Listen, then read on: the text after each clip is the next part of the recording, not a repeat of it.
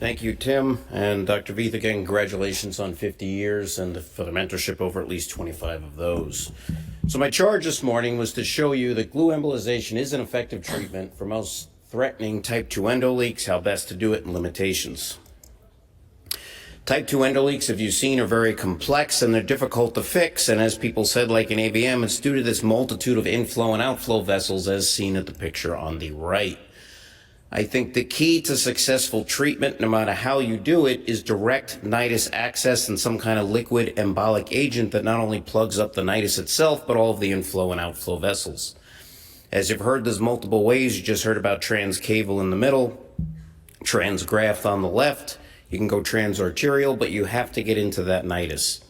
Myself, I actually prefer translumbar, probably because it's what I learn the most and do the best. It's a fairly simple procedure. I do think it's easy to learn. Patients do have to be in the prone position. It's usually a left-sided puncture between the 12th rib and the iliac crest. Then I've developed going more laterally. Now I go about a handbreadth lateral to the transverse process where that red circle is on the right. You do multiple AP and lateral views, and you pick a trajectory where the endoleak nidus is based on the landmarks of the stent graft and the spine. You start at about a 45-degree angle. You will feel a crunch when you enter the aneurysm sac. You take the needle out, you should get blood flow. If you don't get blood flow, you're not in the nidus, it won't work. You need angiographic confirmation. You inject 3 to 5 cc's of glue, slow removal, you leave a little bit of glue to plug up the hole. What you should see if you get into the nidus is dripping like this. Once you do that, you put your syringe on, you perform your angiogram, and then you're ready to glue, assuming that you're in the nidus. Here's an example of an intraoperative gluing. You see the translumbar needle coming from screen right, and the endoleak channel is just posterior to the endograft. You see as you start to inject, the nidus fills, and right there you see one of the outflow vessels start to fill. More of the nidus fills, and then you see one of the inflow vessels, and that's what you want to do.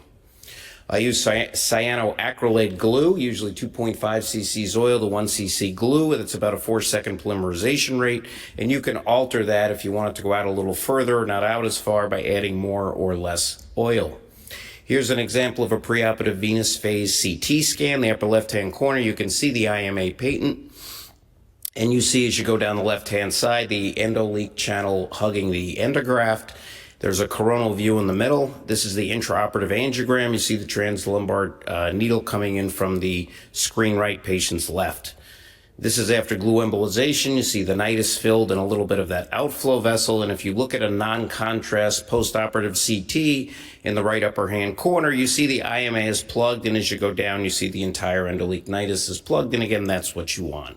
The iGuide has simplified this tremendously. You can pick where you want to enter the skin and where you want to end up your target in the nidus.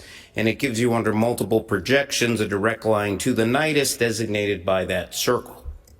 Once you get into the nidus, you get blood return, you perform your angiogram, you see something like this with the outflow, you inject your glue, and it's a fairly quick procedure. What are the limitations? Well, it does require a visible nidus on venous phase CT, or you don't know what you're aiming for. Just putting glue in the sac is not going to work. Some of the endoleaks are inaccessible. They could be behind the endograft. It may be in the way. And as Dr. Milner just said, the patients do have to be prone, which usually means no sedation or general anesthesia. We looked at our outcomes a couple of years ago. These are 30 patients that had a clear nidus on venous phase CT. Mean aneurysm size was 5.8 centimeters, mean growth 8 millimeters, and follow-up was about 19 months after the embolization. Half of the patients, 15, had complete endoleak resolution and stack stabilization. 11 or 37% had a residual type 2 endoleak, but it stabilized over almost 2 years. 4 required an additional translumbar angiogram for a persistent endoleak. 3 of those stabilized. 1 had to go on to get open ligation of the lumbar vessels. There were no embolic complications. Larger aneurysm size and the use of antiplatelet agents predicted persistent endoleak after treatment. Interestingly, the use of anticoagulation did not predict persistent endoleak after translumbar embolization. So in conclusion, ladies and gentlemen, translumbar embolization of type 2 endoleak is safe and I think easy to learn. It is effective treatment for most threatening type 2 endoleaks. And based on our data, those with antiplatelet agents and larger aneurysms may require further, closer follow-up. Thank you.